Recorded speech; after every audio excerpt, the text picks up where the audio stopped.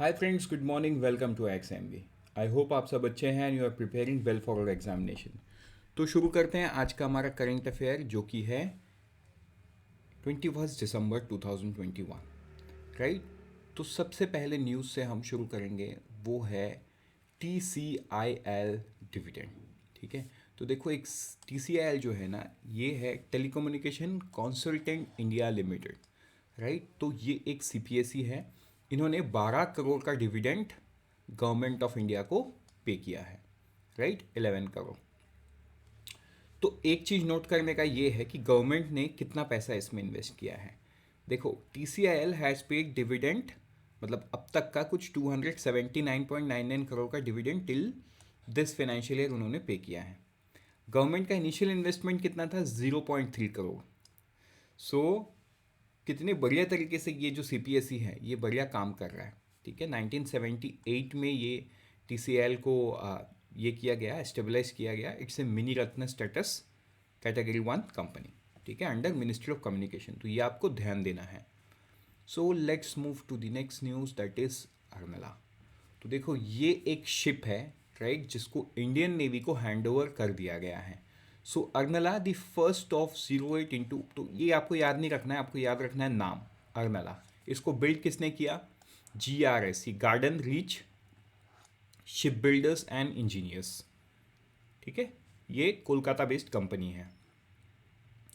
तो एक चीज़ और इसमें नोट करना है कि ये नाम कहाँ से आया है, बिकॉज समटाइम्स ये भी आपको पूछ सकता है। The ship has been named Arnala to signify the strategic maritime importance according to the island of Arnala by the great Maratha warrior Chhatrapati Shivaji Maharaj. तो ये कहाँ पे? वसई, महाराष्ट्र के आसपास एक आइलैंड है अर्नला, उस पे इसका नाम रखा गया है। ठीक है, सो ये आपको ध्यान देना है। किसने बनाया? GRSE, Garden Reach ship builders and engineers, Kolkata. So बढ़ते हैं आगे नेक्स्ट न्यूज़ में, वो है वागेर। ये भी रिलेटेड टू इंडियन नेवी है। ये 5th स्कॉर्पियन सबमरीन है, वागेर टू इंडियन नेवी। ठीक है, तो प्रोजेक्ट 75 का ये 5th सबमरीन है, कलवेरी क्लास सबमरीन यार्ड। तो ये मतलब कंपनी किसने बनाया है इसको? Mazagon dock ship builders limited, Mumbai. ठीक है, सो ये भी आपको ध्यान देना है। नाम क्या है? Vagir. So let's move to the next news, that is digital India award. तो ये अवार्ड किसको मिला है? देखो, ये India smart city mission wins the platinum icon in digital India award. तो कौन सा आइकन? Platinum icon. तो ये आपको याद रखना है। तो data smart cities initiative awarded the digital India award under data sharing and use of social economic development category. The initiative is to step key step in creating a robust data ecosystem that enables evidence based decision making।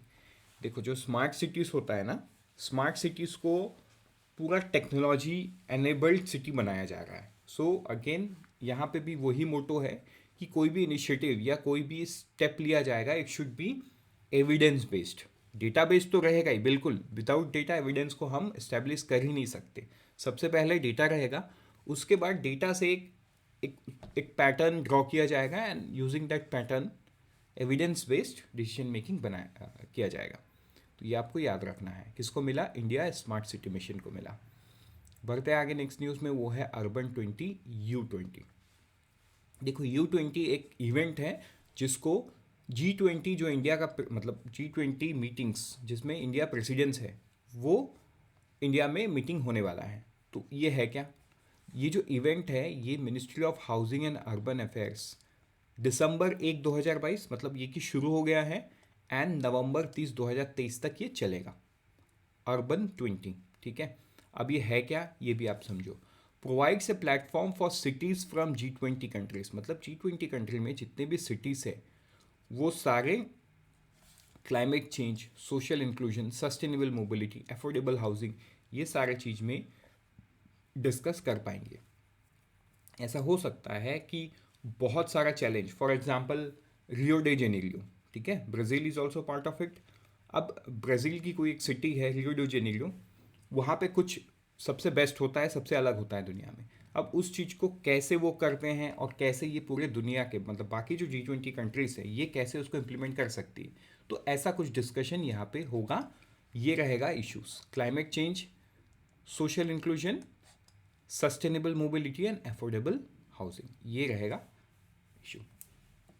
ठीक है, तो इसके regarding जो लोगो website वगैरह है, इसको 19 दिसंबर को ministry of housing and urban affairs जो मिनिस्टर है कंसर्न हरदीप सिंह पुरी, उन्होंने इनॉग्रेट कर दिया है। तो इसका जो सबसे पहला शेरपा मीटिंग होगा, ठीक है, वो कब होगा? फरवरी 9 से लेकर फरवरी 10 2023 को होगा। तो ये सारा डिस्कशन या एजेंडा रहेगा शेरपा के पास। सो बढ़ते हैं आगे नेक्स्ट न्यूज़ में, वो है CPI AL&RL जो कंज्यूमर प्राइस इंडेक्स है for rural labourers and agriculture labourers. ठीक है, तो इसका जो बेस ईयर है 1986-87। तो बेस ईयर मतलब बेस ईयर के इंडेक्स को 100 मान लिया गया है, अब 100 से कैलकुलेट किया जाता है। तो देखो, तो नवंबर के मंथ में 1167 एंड 1178, ठीक है।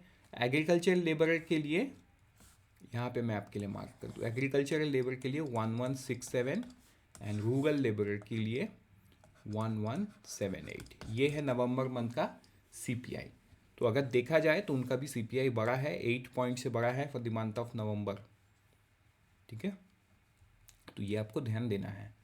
बढ़ते आगे नेक्स्ट न्यूज़ में, वो है PLI इंसेंटिव्स अप्रूव्ड।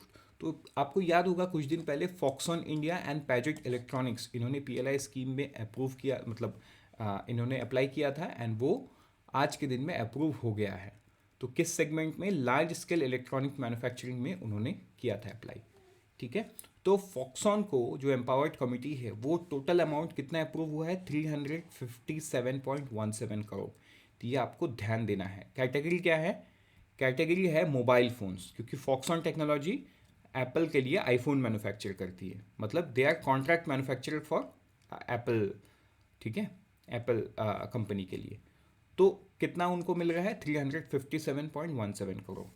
अगर हम वहीं पे पैजेट इलेक्ट्रॉनिक्स, जो कि डिक्सॉन इलेक्ट्रॉनिक्स का ही एक पार्ट है, ठीक है, डिक्सॉन टेक्नोलॉजी का एक पार्ट है, तो पैजेट इलेक्ट्रॉनिक्स को कितना मिल रहा है? ₹58.29 करोड़। तो ये आपको ध्यान में देना है क्योंकि ये पूछ सकता है। ठीक है, कितना अमाउंट अप्रूव हुआ है? सो फॉक्सॉन के लिए 357.17, पैजेट के लिए 558.29 करोड़। बढ़ते हैं आगे नेक्स्ट न्यूज़ में, वो है सोशल प्रोग्रेस इंडेक्स। तो आज से हमने 2-3 दिन पहले ये न्यूज़ देखा था, तब गवर्नमेंट ने बोला था कि हम सोशल प्रोग्रेस इंडेक्स 20 तारीख को रिलीज़ करेंगे एंड उन्होंने कर दिया रिलीज़। तो देखो, ये बहुत ही बड़ा न्यूज़ है, इसको हम अलग से डिस्कस करेंगे। So wait for the video in our channel, वो भी आउट हो जाएगा। तो सोशल प्रोग्रेस इंडेक्स में क्या आया है? Puducherry, Lakshadweep, Goa emerges as the best performing state. ठीक है, whereas Aizawl, Solan and Shimla at the top 3 performing district.